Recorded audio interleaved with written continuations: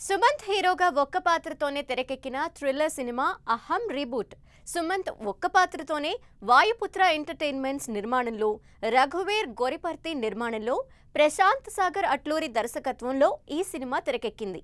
ఎప్పుడో 2 ఏళ్ల క్రితం మొదలైన ఈ సినిమా థియేట్రికల్ రిలీజ్ అనుకున్న అనివార్య కారణాలతో ఇటీవలే ఆహా ఓటీటీలో డైరెక్ట్గా విడుదల చేశారు.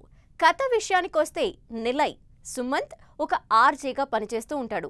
ఎప్పుడో 5 ఏళ్ల క్రితం తన ర్యాష్ డ్రైవింగ్ వల్ల చనిపోయిన అమ్మాయిని గుర్తు చేసుకుంటూ, తన ఫుట్బాల్ లైఫ్ పోయినందుకు, ఆ అమ్మాయి ఎవరో తెలియనందుకు 5 ఏళ్లుగా బాధపడుతూ ఉంటాడు.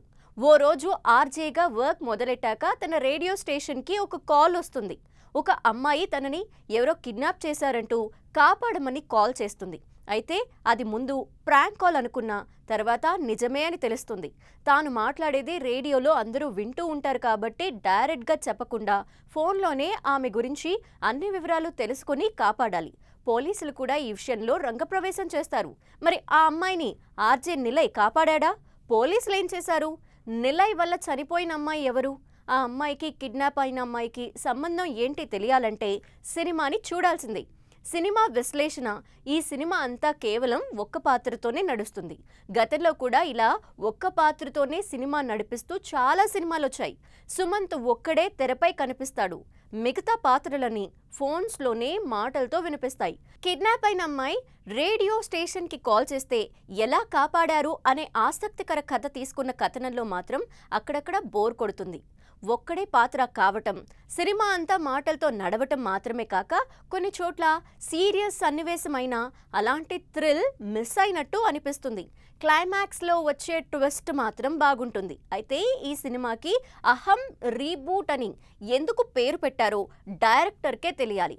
రీబూట్ అంటే మళ్ళీ కొత్త లైఫ్ స్టార్ట్ చేయాలి అనే అర్థంలో హీరో పాత్రకు సరిపోయినా ముందు అహం ఎందుకు యాడ్ చేశారో.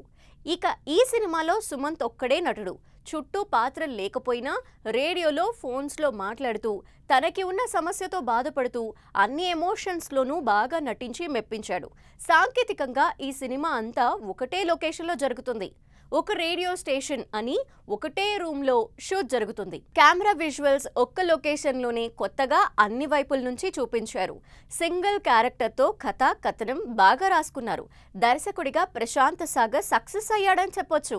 నిర్మాణ పరంగా కూడా చాలా తక్కువ బడ్జెట్లోనే ఈ సినిమా తీసినట్టు తెలుస్తుంది. మొత్తంగా ఒకటే సింగిల్ క్యారెక్టర్తో సస్పెన్స్ థ్రిల్లర్గా అహం రీబూట్ సినిమాని ఆసక్తికరంగా తెరకెక్కించారు.